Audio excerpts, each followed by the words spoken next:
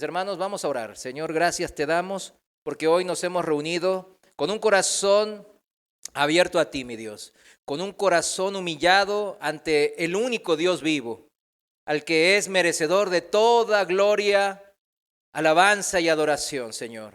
En ese Dios que hemos confiado, aquí estamos, Señor.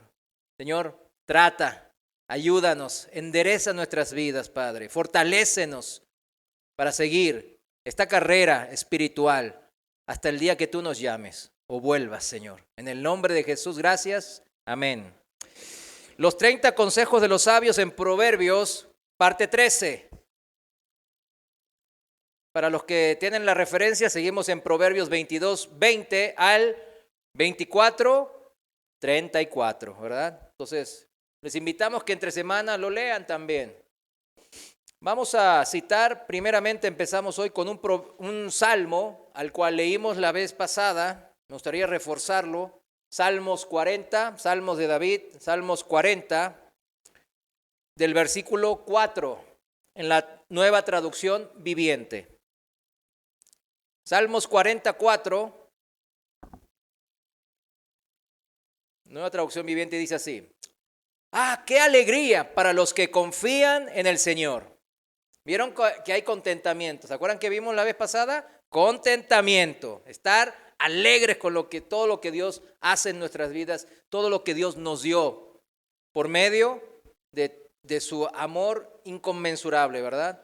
Los que no confían en los orgullosos ni en aquellos que rinden culto a ídolos, o sea, que buscan la paz, el gozo y todo lo que necesitamos en otras cosas que no es Dios. 5. Oh Señor mi Dios, has realizado muchas maravillas a nuestro favor.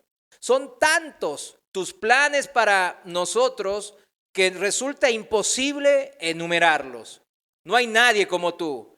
Si tratara de mencionar todas tus obras maravillosas, no terminaría jamás. No te deleitas en los sacrificios ni en las ofrendas. Ahora que me hiciste escuchar, finalmente comprendo. Tú no exiges ofrendas quemadas ni ofrendas por el pecado. Entonces dije, aquí estoy. ¿Cómo está escrito acerca de mí en las Escrituras? Me complace hacer tu voluntad, Dios mío, pues tus enseñanzas están escritas en mi corazón. Y este versículo 8 es importante, ¿no? Me complace, estoy totalmente lleno de paz, gozo y de felicidad en poder hacer la voluntad del Dios que me salvó, del Dios que me creó, me salvó, me protege día a día y quiere enderezar mi camino. Pues tus enseñanzas, que lo que es, Él ha dejado para nosotros, pero las ha dejado para que se escribieran, ¿en dónde? En mi corazón. No es para que yo las aprenda quizás de memoria, pero nunca lleguen a mi corazón. Para que nomás las sepa de boca para afuera, sino para que se escriban dentro de lo más profundo de mi ser. Dice el versículo 6, me hiciste escuchar. Me hiciste escuchar. El Señor siempre se va a revelar hacia nosotros, hacia su máxima creación, el hombre, de esta manera, de hacernos escuchar, como ahora estamos haciendo. Estamos escuchando, no palabra de hombre, sino palabra de Dios. Después en el mismo versículo 6 dice, finalmente comprendo. Primero entonces hay que tener una disposición a escuchar, a leer la palabra de Dios, a congregarse y escuchar la predicación y a buscar de Dios. Y segundo, Él va a darnos ¿qué? La sabiduría para poder comprender su palabra. ¿Comprendemos entonces como el salmista David aquí? ¿O todavía no entendemos qué quiere decir el Señor? ¿O qué quiere de mi vida el Señor? Fíjense, si nos humillamos ante Dios, Él nos va a dar, por medio de su Santo Espíritu, la comprensión necesaria para poder entender su propósito en mi vida. ¿Cuántos quieren saber el propósito de Dios en su vida? Yo creo que todos, ¿no? Andábamos antes desbalagados, de un lado para otro, sin rumbo fijo. sin la paz de Dios en nuestro corazón. Pero cuando Él viene a nuestro corazón, cuando su palabra mora en nosotros, es cuando ya empezamos a entender los propósitos del Señor. ¿Por qué está escrito así? Una fe, pues es la fe la que nos hace y nos pone en ese entendimiento. Pero no es cualquier fe, no es decir, pues yo creo en el Señor, yo sé que Él es Dios, sí, yo sé que Él es Dios. No, es una fe basada en el arrepentimiento de pecados. Recuerde eso, que nunca se nos olvide eso. La fe nuestra está basada en el arrepentirme. ¿Por qué? Porque yo necesitaba al Dios de la salvación. Si no tengo arrepentimiento pues es Dios. Algún Dios tuvo que haber creado todo con mi mente. Razono con mi mente y digo, no, pues debe haber un Dios o los dioses. Pero no estoy convencido que Él es ese Dios todopoderoso, creador del universo, es el Dios mismo que el de mi salvación. Ese es el arrepentimiento. Si yo no creo eso, nunca me voy a arrepentir de pecados. El apóstol Pablo, en su libro a los cristianos en Roma, nos habla de cómo se manifiesta el poder de Dios a través del evangelio, de su palabra. Recordemos que estamos tratando de entender que el poder de Dios para entender su palabra y para vivir una vida transformada que le agrada, empieza con una fe genuina, con una fe basada en el arrepentimiento de pecados. Y el apóstol Pablo dice en Romanos 1:16, lo voy a leer en la Reina Valera, y se titula, ahí hay un subtítulo que dice el poder del evangelio. Es un título que llama la atención.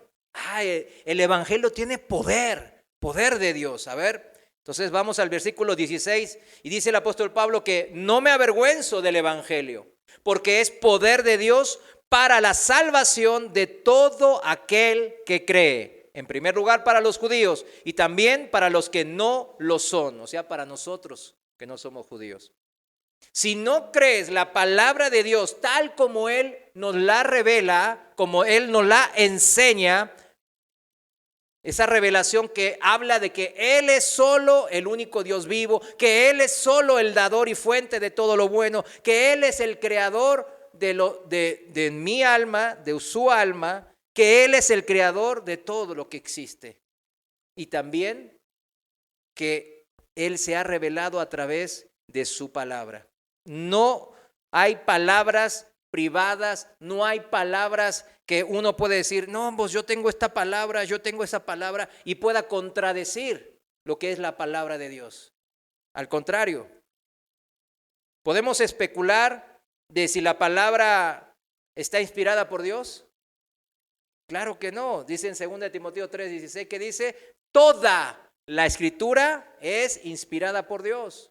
¿Creemos en ese pasaje o no creemos? Eso es importante. Entonces, si creemos realmente eso, sabemos y conocemos a nuestro Dios como el Dios de salvación. Y por ende entonces necesitamos ese arrepentimiento de pecados. El poder de Dios solo así se puede manifestar en nuestra vida. Solo así se revela en nuestra vida. Pero si no creo y ando especulando, pues sí, la palabra de Dios, la Biblia está bonita, es una buena historia, se me hace un poco supersticiosa, media fabulesca, de fábula. Se me hace que algunas cosas parecen muy violentas y otras cosas me parecen muy ingenuas. Y empiezo yo a razonar en mi mente y a discernir según yo. Esto sí, esto no. Esto no, esto sí parece y esto no parece. Eso no dice la Biblia, ¿verdad que no? Dice bien claro, toda la escritura es inspirada por Dios. Si alguna parte yo no la entiendo es porque no tengo revelación de Dios en lo particular. Por eso nos esforzamos en tratar de entender. La leemos, venimos a congregarnos, escuchamos predicaciones. Pero la mayoría de los cristianos hoy día vive desbalagado. el poder de Dios no se manifiesta en su vida porque no cree en que toda la palabra de Dios es inspirada por Él. Versículo 17 dice, porque el Evangelio se revela la justicia de Dios. Me gusta cómo lo expresa Pablo. En el Evangelio, ¿qué se revela? La justicia de Dios, que de principio a fin es por medio de la fe, siempre es por fe. Tal como está escrito, el justo por la fe vivirá. Y dijimos que es una fe que se basa en el arrepentimiento de pecados. No es una fe de, ay, yo confío en Él. Por fe, dicen, ¿verdad? Por fe voy a hacerlo y después siempre no. ¿Cómo? ¿No era por fe? No, no es por fe. Esa fe no es una fe ciega. Es una fe con el entendimiento de Dios que Dios nos da, nos ofrece a nosotros. Sin fe sabemos que nadie puede agradar a Dios. Esa fe me va a hacer comprender lo escuchado en su palabra. Esa es la importante. Esa fe me va a hacer entender lo que está escrito en la Biblia. Y en el temor de Dios, de saber quién es realmente Él, que Él es el único galardonador de todo lo bueno, fuente de todo bien, y siempre así, con ese entendimiento, voy a saber cada día más de sus propósitos en mi vida. Y yo digo, y subrayelo, no es en la vida general, estamos hablando en su vida en particular, como individuo y como familia. Porque Dios se revela en forma particular a cada uno, en forma personal, uno a uno. Dice el salmista, ahora que me hiciste escuchar, finalmente comprendo. Es cuando nos cae el 20.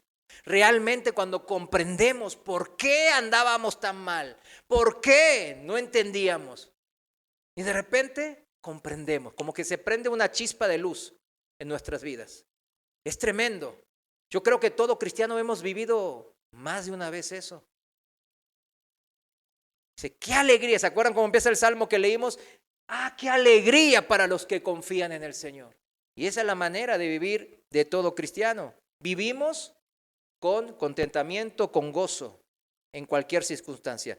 Primera de Corintios 1:18. Fíjense cómo dice ahí. Primera de Corintios 1:18, Reina Valera. Capítulo 1, versículo 18, dice, el mensaje de la cruz, el evangelio, es ciertamente una locura para los que se pierden. ¿Qué son los que se pierden? Los que no quieren creer, los incrédulos. Pero para los que se salvan, es decir, para nosotros, es poder de Dios. O sea, ¿qué significa? Que el poder de Dios se manifiesta en su vida y en mi vida. Muchas veces me dicen, ay hermano, pero no sé si estoy bien con Dios, si estoy, porque a veces nosotros tratamos de evaluar, ay, el hermano perdió su trabajo, entonces debe andar mal el hermano.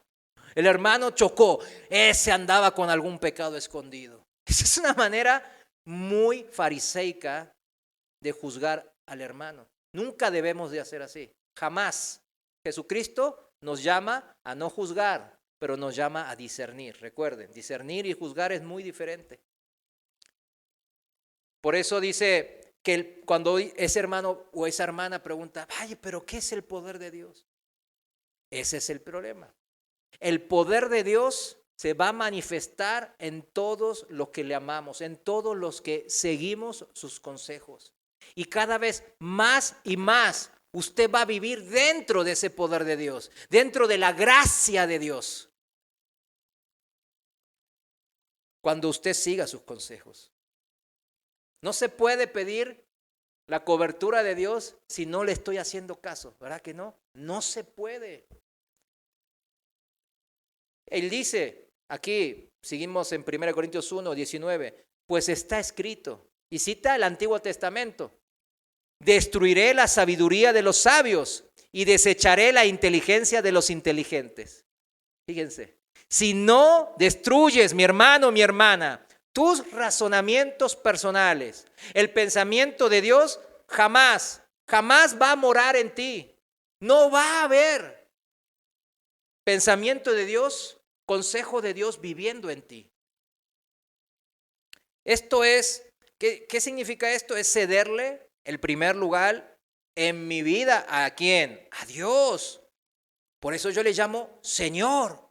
Yo le digo Señor. Recién lo veníamos en la alabanza diciendo, ¿qué decíamos?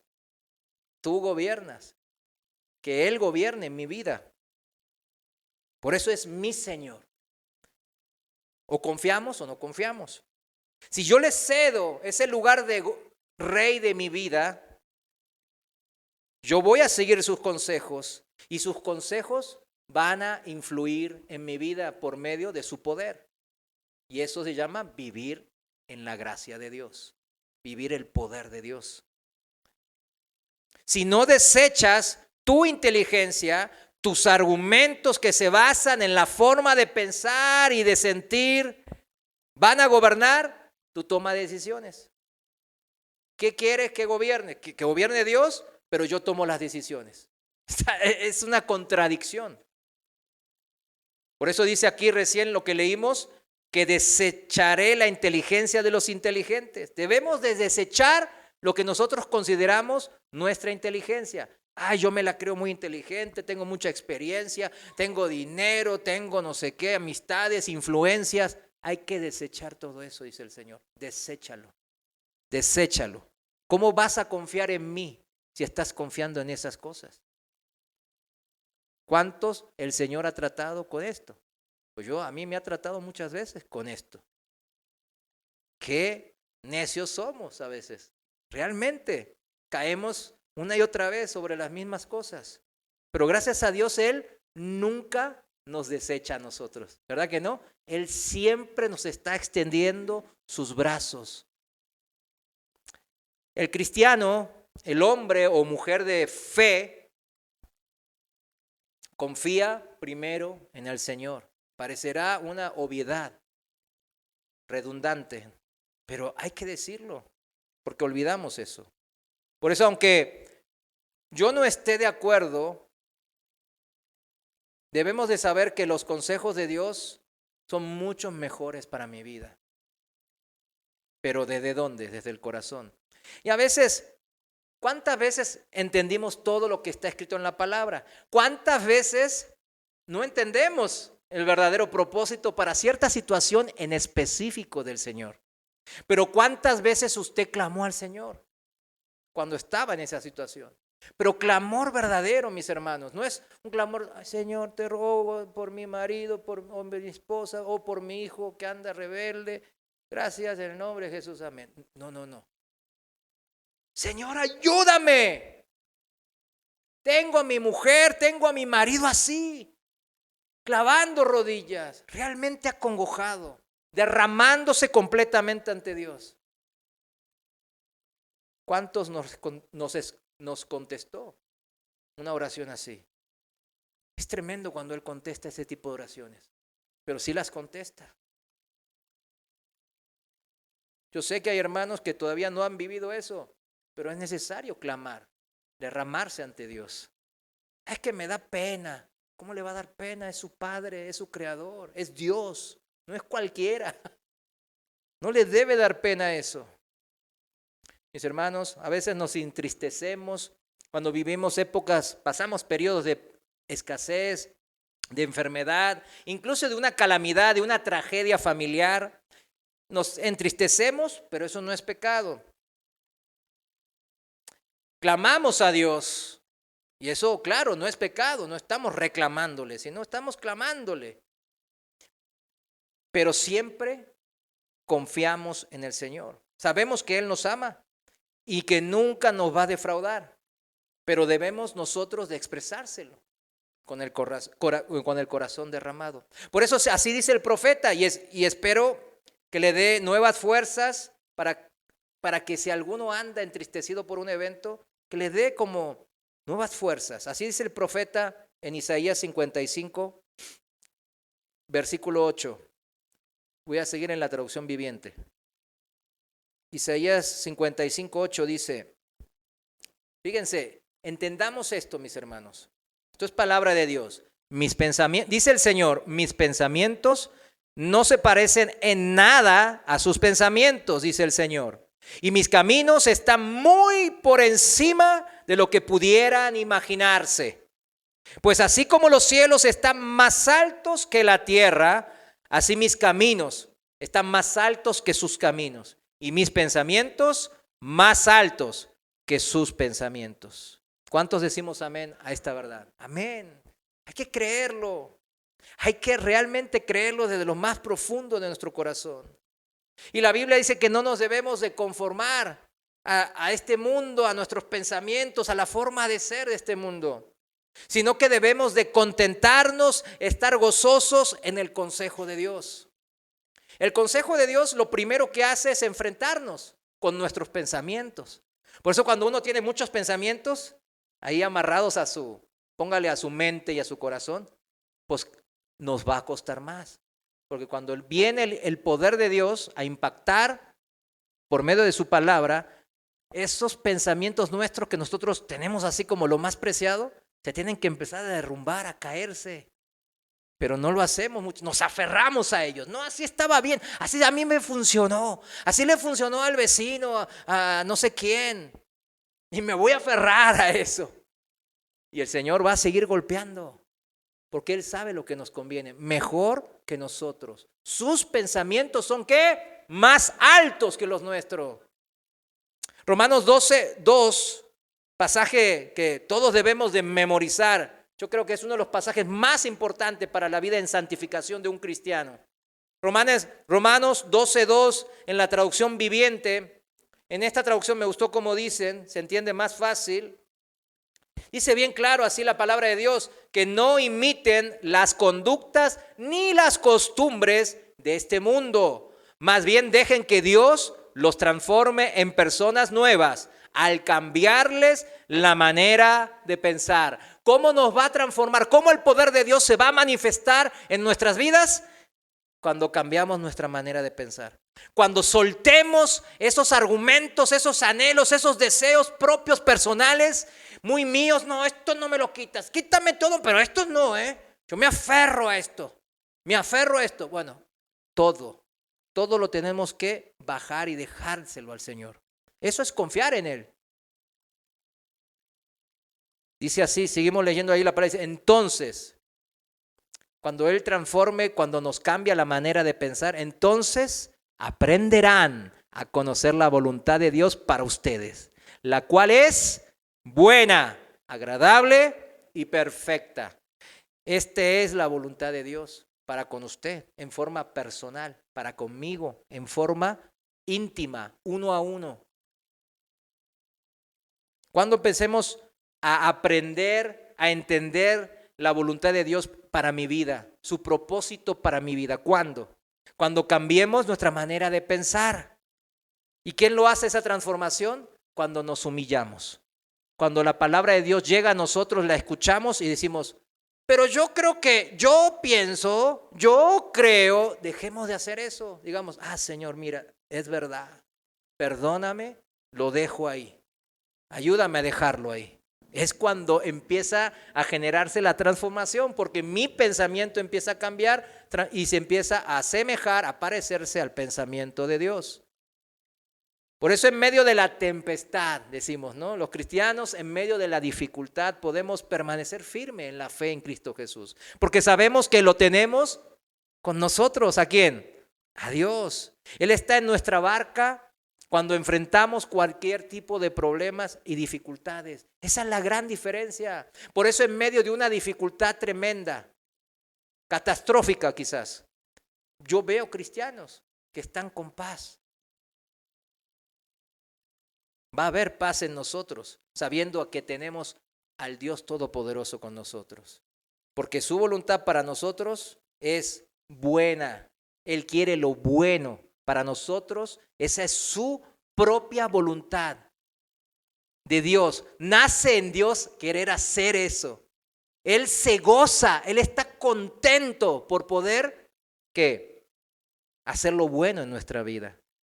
¿Qué significa hacer lo bueno? Bendecirnos. Bendecirnos. Él desea también lo agradable, dice en Romanos 12, ¿no? Lo agradable en nuestras vidas. ¿Qué es lo agradable? Es darnos el bien, la justicia. Su justicia que se manifieste en nuestra vida. Él anhela lo perfecto para nosotros, que en el griego original significa alcanzar madurez. Quiere que alcancemos madurez. ¿Sabía usted, mi hermano, lo que quiere el Señor en su vida? Hoy lo estamos aprendiendo. ¿Conocí a este Dios que constantemente busca, sin obligarnos, que su voluntad se manifieste en nuestras vidas?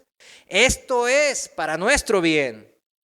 ¿Ya experimenta, mi hermano, mi hermana, la justicia de Dios en su vida?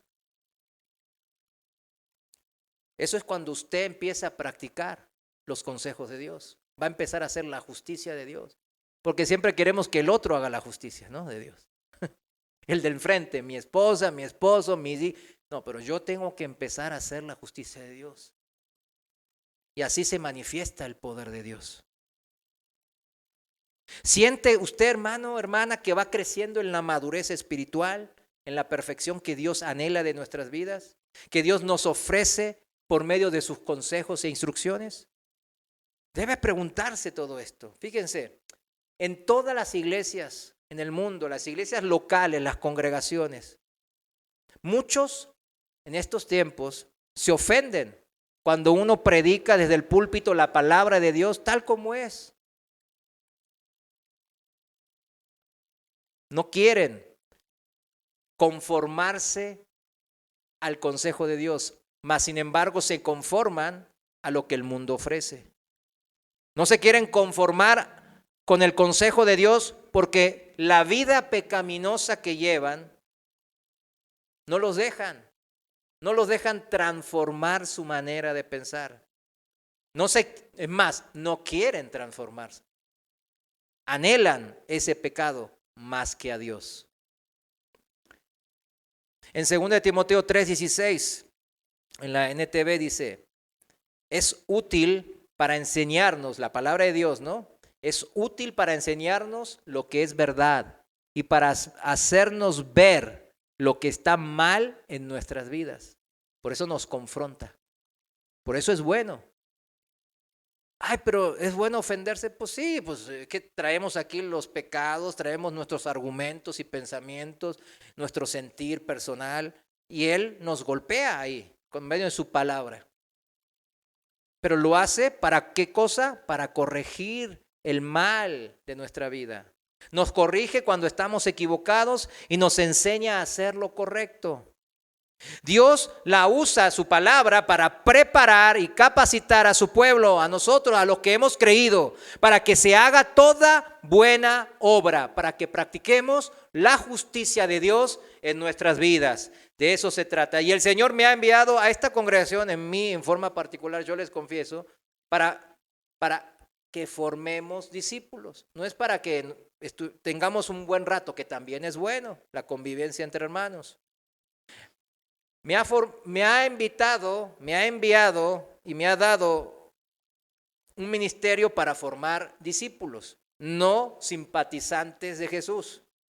Simpatizante de Jesús es muy fácil, hablar buenas palabras, comentar algunos chistes, nos reímos un buen momento y vámonos a seguir con mis argumentos, aferrados a mis pensamientos. Eso no. Fíjense, el simpatizante le parece bien lo que dice Jesús. Está buena esa palabra, pero no se arrepiente de todos sus pecados. Ahí está. El simpatizante le parecen razonables los consejos de Dios, pero la palabra de Dios no se sigue por la razón, con mi mente, sino con la fe en Cristo Jesús.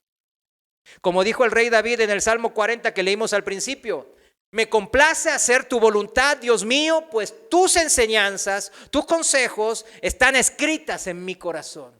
Usted las tiene que depositar en su corazón. Pero para poder morar la palabra de Dios en mi corazón, debo de deshacerme de todos esos argumentos y pensamientos que yo traía contaminados del mundo. El simpatizante, mis hermanos, el aficionado, le parece simpático las palabras de Dios. Pues sí.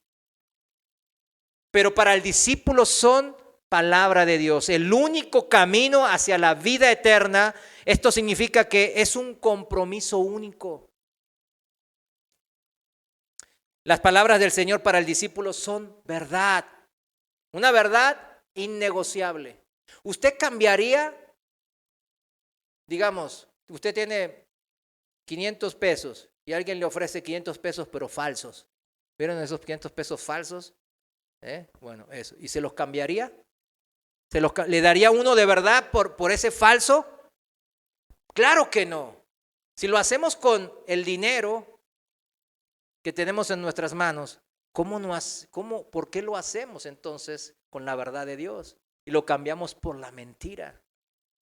No se puede tratar de negociar con Dios. Que me simpatiza esto que está escrito en la Biblia en esta parte, pero no, esto no me simpatiza. Esto no se cuadra a mis pensamientos y por eso lo desecho. No es negociar. Pero gracias a Dios tenemos un Padre misericordioso, ¿verdad que sí? Y paciente, porque nos ama como nadie más pudo haberlo hecho. Como el Padre del Hijo pródigo. ¿Recuerdan esa historia en Lucas 15? Ese Padre representa el corazón de nuestro Padre Celestial. Que cuando este hijo rebelde, el Hijo pródigo, regresa todo arruinado, de haberse malgastado toda su herencia que el Padre le dio, dice la palabra que todavía estaba lejos, allá en lo lejos el Hijo pródigo. Y cuando el Padre lo vio, tuvo, dice, compasión de él. Corrió el Padre hacia él y se echó a su cuello y lo besó, dice. Ese es el Padre. O recordemos la parábola de la oveja perdida. Él dejó 99 por ir en pos a buscar esa única oveja que estaba perdida. Y cuando la encontró, dice que se gozó mucho, se puso muy contento. Tan contento que la puso en sus hombros, la cargó, reunió a todos sus amigos y a sus vecinos y se alegraron juntos. Qué bonita historia, ¿no? Pero a él está ahí revelándose hacia nosotros. Ese soy yo. Así te amo, con amor ágape, o sea, amor voluntario. Amor, sí, aunque me pegues y me ofendas, yo te sigo amando. Lucas 15:17 dice así: les digo que así también será en el cielo. Habrá más gozo por un pecador que se arrepiente que por 99 justos que no necesitan arrepentirse. Fíjense, volvemos al inicio que estuvimos hablando. ¿Dónde se basa nuestra fe? En el arrepentimiento de pecados. Cuidado cuando escuchen que la fe es ciega y que la fe, todo lo puedo en Cristo que lo fortalece. Sí, citan un pasaje bíblico, pero no hay arrepentimiento en esa fe. Pero miren, ¿en dónde hace hincapié el Señor en Lucas 15:7? ¿Habrá más gozo por un pecador que tiene fe ciega? No, por un pecador que se arrepiente. Que por 99 que se creen justos.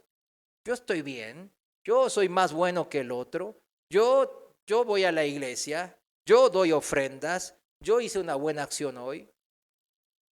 Ellos que se creen justos y piensan que no necesitan arrepentirse, a eso Dios los desecha. Miren, mis hermanos, necesitamos buscar a Dios no como simpatizantes, como aficionados, mucho menos conformándonos a las costumbres y formas de vida que nos plantea este mundo, sino que debemos de humillarnos ante Dios, saber en mansedumbre que necesitamos arrepentimiento, necesitamos un Salvador. Eso significa arrepentirse, es clamar a Dios diciendo: yo no puedo, Señor, pero tú sí, tú has hecho todo. Necesitamos un Salvador que es Cristo el Señor. Y por eso sabemos y entendemos que necesitamos de sus consejos. ¿Cuándo? Siempre. Leerlos y volverlos a leer, llevarlos en mi corazón, en mi alma, escritos en mi corazón. Y nos quedamos entonces en la semana pasada en el consejo 17. ¿Cuántos recuerdan ese consejo? Vamos a Proverbios 23:26. Consejo 17 de los sabios en Proverbios, dice el Proverbios 23:26 en la Reina Valera, dice así: dame, hijo mío, tu corazón. ¿Qué le pide Dios? su corazón, y observen tus ojos mis caminos. O sea, escucha mi palabra, observa. Pero primero, dame mi corazón en arrepentimiento. Si no, no sirve. 27. Porque fosa profunda es la prostituta, pozo angosto es la mujer extraña. También ella acecha como asaltante y multiplica entre los hombres a los traicioneros. Aquí dijimos que prostituta era la mujer extraña, extranjera o foránea, desconocida, mujer ajena. Esta es la mujer ajena, ¿a quién? A la voluntad de Dios. Lo estamos analizando en el plano espiritual. Es la mujer ajena a la voluntad de Dios, la extraña o foránea a seguir los mandamientos e instrucciones de Dios, la que desconoce los consejos de Dios. De esa estamos hablando. Y donde comienza una familia es cuando nosotros decimos, bueno, la familia es, ¿qué cosa? ¿Qué es la familia? A ver, es el inicio, la unidad en donde encontramos que desde ahí Dios parte las bendiciones. Siempre Dios bendice ¿a quién? Tú, tu casa, tú y tu familia. Siempre es así. Él quiere bendecir a esta unidad familiar que parte de lo que Él creó, que es el matrimonio. Y cuando comienza estas familias, cuando dos se casan en matrimonio y cuando lo hacen en el temor de Dios, podemos ver que la bendición de Dios va a estar, la cobertura de Dios va a estar ahí. ¿Por qué? ¿Porque son mejores que otros? No, porque ellos están siguiendo los consejos de Dios. Tratan en el temor de Dios de seguir esos consejos.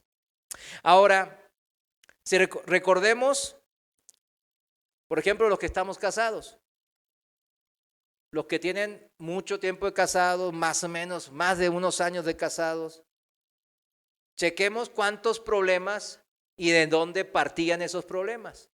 Partían muchas veces porque o los dos no éramos cristianos, no teníamos temor de Dios, o uno era o uno no era. Incluso los dos eran, pero comían mala alimento espiritual, mala doctrina también. Aunque sea, los dos sean, siempre los problemas ahí van a estar, pero la solución va a ser diferente. Se van a ir siempre en pos del pensamiento de Dios. Ay, ¿qué dice la Biblia respecto a esto? Ya me voy a renunciar después de un mes, ya este jefe me tiene cansado, hasta le grité hoy porque... ¿Y qué dice el consejo? Que Dios nos ha llamado a la paz, etcétera, etcétera. Entonces uno va hacia el consejo de Dios. El Señor pone en mi corazón que perdone a mi jefe, que sea ejemplo ahí, luz ahí, en donde me tiene, etcétera, etcétera, etcétera. Y empieza uno a hacer la voluntad de Dios y la bendición empieza a derramarse en esa familia. Pero aquí también hay hermanos, puede haber, y los que escuchen el audio, hermanos solteros o hermanas solteras y todavía que no se han casado, pues el consejo de Dios es que aquí en este Proverbio 17 es que se case ¿con quién? Con otro hijo de Dios, con una persona que ande en los consejos de Dios. Porque si no, dice la palabra que se casarían en yugo desigual, le dice la palabra. Esto está escrito en 2 Corintios 6:14, lo leímos la vez pasada, lo voy a leer en la traducción actual, en el lenguaje actual, perdón. Y el título dice, la unión desigual. O sea, el yugo desigual es la unión que es desigual. ¿Por qué es desigual? Pues veamos. 14, lenguaje actual. No participen en nada de lo que hacen los que no son seguidores de Cristo. Lo bueno no tiene nada que ver con lo malo. Tampoco pueden estar juntas la luz y la oscuridad. Ni puede haber amistad entre Cristo y el diablo. El que es seguidor de Cristo no llama hermano al que no lo es. Nosotros somos el templo de Dios vivo. Si Dios está en nosotros, no tenemos nada que ver con los ídolos. Dios mismo dijo, viviré con este pueblo y caminaré con ellos. Yo seré su Dios y ellos serán mi pueblo. Por eso el Señor dice, también dice, apártense de ellos, no toquen nada impuro y yo los aceptaré. Yo seré para ustedes como un padre y ustedes serán para mí como mis hijos y mis hijas. Esto lo afirmo yo, el Dios Todopoderoso. Fíjense, esto es importante. Yo creo que aquí los que estamos casados mucho tiempo, pues hemos vivido todas este yugo desigual. ¿Sí o no? Lo vivimos. No hay que avergonzarse de eso porque hoy nosotros fuimos ya perdonados, aquí estamos redimidos, aquí estamos como hijos de Dios. Pero hemos vivido eso. Pero no tienen por qué los que no lo han vivido vivir eso. Fíjense, aclaración. Acá habla de la mujer extraña ajena que dice que es una trampa peligrosa. Y uno puede pensar, ay, Dios es machista. Y hoy que hubo ¿cómo se llama? La marcha de la mujer, ¿verdad? Dios es machista. No, miren, por eso siempre hay que leer con entendimiento. En la primera regla, y no los quiero marear con esto, pero en la primera regla de la hermenéutica, su primera regla es que se tomen las palabras en la Biblia en sentido figurado. ¿Qué significa eso? En su contexto histórico y de época cultural, teniendo en cuenta el uso ordinario en esa época que se escribió, o sea, cómo se usaban las palabras en ese contexto histórico y cultural que se escribió. O sea, por eso dice la mujer extraña nomás, pero se infiere y se entiende que también habla de los hombres extraños. ¿Saben eso, no? Entonces, ¿por qué? Porque fíjense, hasta hace una generación quizás, los muchachos, los hombres, éramos los que pedían a la novia. Los que avanzábamos, el hombre era el que tomaba la iniciativa, el que daba el primer paso, etcétera, etcétera. Ahora no, ahora es la mujer o el hombre, ¿no? Pero siempre en el contexto histórico-cultural así fue, por eso habla de la mujer extraña, porque el hombre lo iba a buscar. El israelita, el que era en esa época el hombre de Dios, del pueblo de Dios, era el que iba a ir a buscar a la mujer pagana, a la mujer extraña, que lo iba a contaminar en yugo desigual. El que se une en este matrimonio de yugo desigual con una persona extraña, sea hombre o mujer, extraña a los consejos de Dios, dijimos, dice la palabra aquí que es una trampa peligrosa. ¿Por qué es una trampa peligrosa? Porque va a seguir sus propios razonamientos, sus sentimientos, en vez de guiarse por el Espíritu de Dios, por el consejo de Dios. Eso va a pasar y va a batallar esa persona. Espero, mis hermanos, que el Señor hable a su corazón y no lo cierre en este consejo, porque no, yo ya estoy casado. Bueno, está viviendo ciertas circunstancias, pero también sus hijos tienen hijos casados y no casados, o que están pasando por este yugo desigual, o que están viviendo dificultades justamente por eso. Por eso nosotros tenemos que tener la sabiduría de Dios. ¿Qué es eso? Entender el consejo de Dios y poder aplicarlo a mi vida y dar un buen consejo a mis hijos también. Tenemos una tendencia de esquivar las balas, como dicen, esquivar lo que el Señor me está diciendo a mí. Pienso que no es para mí, sino que es para el otro hermano.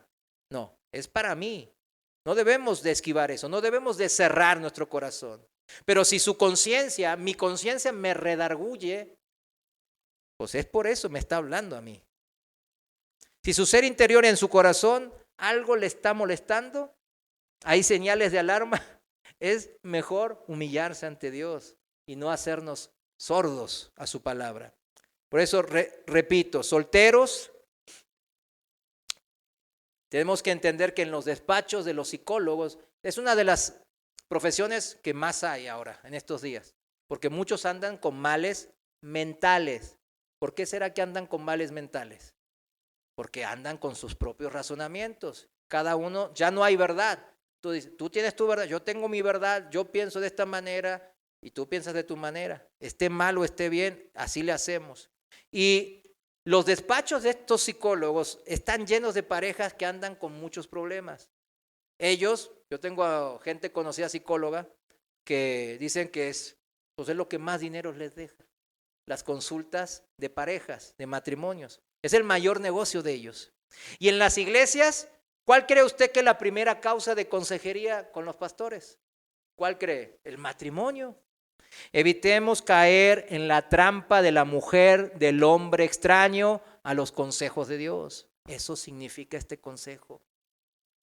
Evitemos caer en esa trampa. Los que ya están en yugo desigual, aguantar vara. Por eso se casó usted, porque lo quería o la quería, ¿no? Los domingos estamos siguiendo eso. Este domingo vamos a ver justamente eso, de hecho. Pero mientras todavía no se han casado, pues aquí está el consejo de Dios. El Padre Celestial quiere que nos vaya bien. Él desea nuestro bien, desea que sigamos sus consejos, pero eso es posible si tomamos como muy buenos sus consejos nomás. Vamos al consejo 18 rápidamente, dice en Proverbios 23, 29, en la traducción viviente, seguimos. Consejo 18, Proverbios 23, 29, fíjense cómo dice aquí. ¿Quién tiene angustia? ¿Quién siente tristeza? ¿Quién es el que siempre pelea? ¿Quién está siempre quejándose? ¿Quién tiene moretones sin motivo? ¿Quién tiene los ojos rojos? Es el que pasa muchas horas en las tabernas probando nuevos tragos. ¿De qué estás hablando aquí? ¿Del vicioso? Del borracho. Y aquí borracho encierra el vicio más común. Pero súmele ahí ahora algo es muy común que la drogadicción, ¿verdad? La drogadicción y el estar pegados en el internet. Súmele eso. 31. No te fijes en lo rojo que es el vino, ni en cómo burbujea en la copa, ni en lo suave que se desliza. Alguno aquí estaría haciendo... 32. Pues al final muerde como serpiente venenosa, pica como una víbora. Tendrás alucinaciones y dirás disparates. Te tambalearás como un marinero de alta mar, aferrado a un mástil que se mueve. Y entonces dirás, me golpearon, pero no lo sentí. Ni siquiera me di cuenta cuando me dieron la paliza. ¿Cuándo despertaré para ir en busca de otro trago? ¿Cuántos vivimos esto? Bueno, yo era borracho, así que yo he vivido ese tipo de cosas que aquí están escritas. Y realmente, pues sí, uno recuerda esos tiempos y dice, wow, qué increíble, ¿no? Yo sé que para los que no vivieron en carne propia estas experiencias de ser viciosos, borrachos, etcétera, quizás no lo entiendan este consejo al 100. Dice, ay, pero ¿quién se va a querer así? Y es como autodestruirse. Es como creer su propia destrucción. Pero los que hemos vivido este tipo de cosas en carne propia, les aseguro que uno entra a un círculo vicioso del que es muy difícil escapar. Y aquí agarra con la borrachera, pero vuelvo a repetir, tómelo con la drogadicción, tómelo con el internet, la pornografía, tómelo con todo ese tipo de males que ahora acechan. Alguno podrá decir, yo sé que hay muchas personas que pues nunca vivieron en vicios. Ay, qué exagerado. Yo conozco a muchos que toman ahí en las fiestas familiares, que toman poco, son moderados, son tomadores sociales, dicen, ¿no? En las fiestas. Son tomadores sociales, nomás toman un poquito en las fiestas. Yo les puedo asegurar, puede ser que no sea el protagonista, el que se ande peleando, violentando, tirándose ahí, el borrachín, ¿verdad? El que todos se burlan por hacer tonterías, disparates, como dice ahora la palabra, o el violento, ¿no? El que todos le sacan porque cuando saben que se pone, empieza a ser violento, a hablar groserías, etcétera. ¿Conoce a alguien así? Pues yo era así. Entonces yo sé que es difícil cuando uno no era así entenderlo esto bien, este consejo. Pero miren, todos pueden decir, no, pero hay gente que es moderada.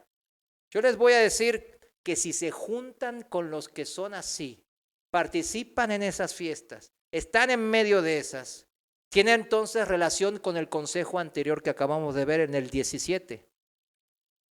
¿Cuántos videos vemos que matan gente alrededor en las fiestas donde tipo borrachas y gente violenta están ahí festejando? y haciendo cosas así malvadas. ¿A quién le pega? A esa gente que anda con esa gente. Yo he visto muchos casos así. Yo mismo participé en ese tipo de eventos. Hay un caso, rápidamente lo comento, que fue muy sonado en Argentina, de unos rugbyers que en una fiesta, le dicen antros, los jóvenes, estaban ahí y se pelearon, la típica, ¿no? Pasó por al lado, lo tocó, le cayó un poquito el vaso de alcohol y ¿qué te pasa? ¿Qué no sé cuántos? Y ahí se estuvieron discutiendo, lo fueron a buscar a la salida, le pegaron y lo mataron. Ahora están cumpliendo condenas. Hoy, hace poquito se hizo la sentencia después de 3 años y algunos condenas de perpetua, cadena perpetua, 30 años. Son jóvenes de 22 años. ¿Cómo? ¿Sí me entiende? Por juntarse con gente violenta, algunos de ahí, por participar, porque se los ven videos. Ahí está el chavo. O sea, está participando juntamente con ellos. Quizás no le pegaron, pero se involucraron y a ellos también les tocó 10 años. Eso es el momento. En el consejo 15, vamos cerrando, dice así. ¿Se acuerdan del consejo 15? Vamos ahí al consejo 15, un poquito atrás, en el versículo 19 dice, hijo mío, presta atención y sé sabio. Mantén tu corazón en el camino recto. No andes de juerga con borrachos, ni festejes con glotones, porque van camino a la pobreza y por dormir mucho vestirán harapos.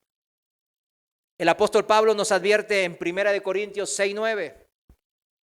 Fíjense, es algo importante, porque uno dice, pero era borrachín, pero era buena persona, era buena gente el borrachín, siempre nos hacía divertir con sus tonteras. Ese se ha ganado el cielo, porque nos hace reír.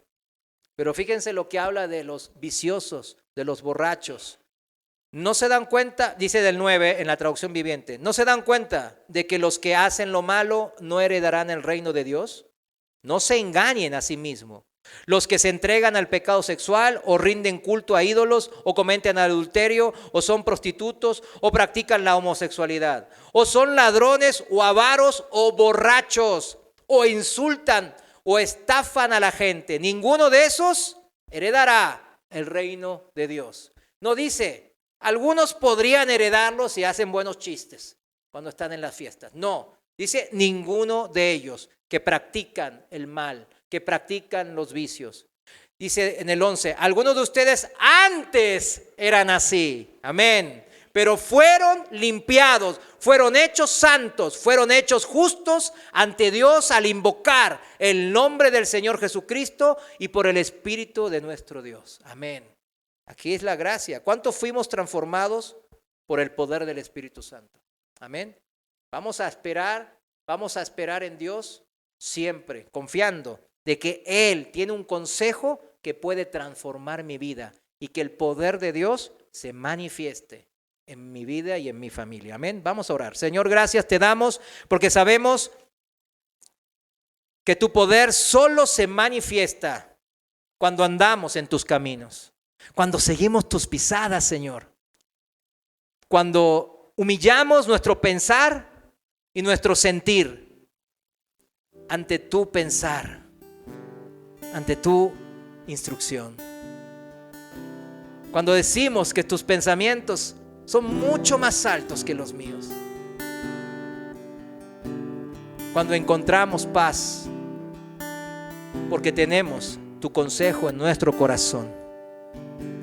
Es cuando se manifiesta tu poder en mi vida, de poder hacer tu justicia en todos los días de mi vida, para que ese poder de transformación empiece a manifestarse y seamos testigos de tu poder, transformando las vidas que nos rodean, de nuestras familias, de nuestros vecinos, en nuestra congregación, sabiendo que la única manera es esta, no hay otra, transformando mi manera de pensar y cambiándola con la mente de Cristo.